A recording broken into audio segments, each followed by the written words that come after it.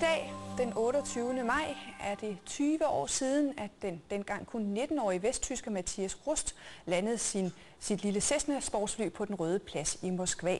Landingen var en stor sensation i en tid, hvor verden stadig blev holdt i skak af de to koldkrigssupermagter. Nu 20 år senere ser Matthias Rust tilbage på begivenheden med blandede følelser. TV-avisen har mødt ham i Hamburg.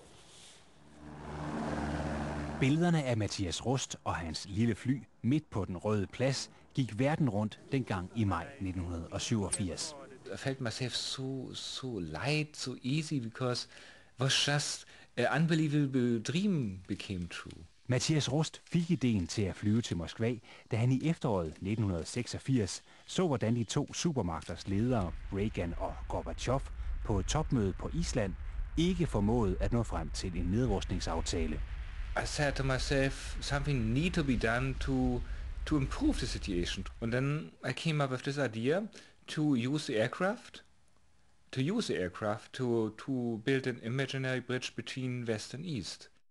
Matthias Rust lettede fra Hamburg og fløj via Færøerne, Island og Norge til Helsinki i Finland.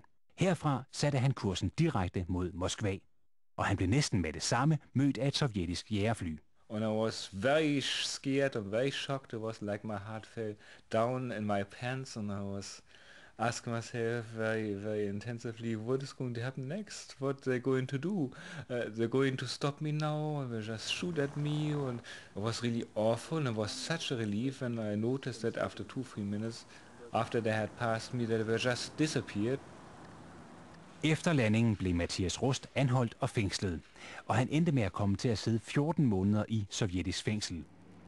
Efter han kom hjem til Tyskland, blev hans liv om muligt endnu mere turbulent. I 1989, 2 år efter landingen, stak han i affekt en kvinde ned med en kniv og kom i fængsel for mordforsøg. I dag der bor Matthias Rust stadig i Hamburg, og han ser tilbage på sin flyvetur med blandede følelser. I think I'm in between. One day I'm telling myself I shouldn't have done it, because otherwise, when I would have done it, I would have a much easier life. I could have done straight like everybody else did. But on the other side, I always saying that without that experience, without this way of life, without fulfilling my destiny, I would not have come out like I am today. Ja, Matthias Rust fortæller mere om flyveturen på vores hjemmeside. De kan søge på adressen dr.dk/rust.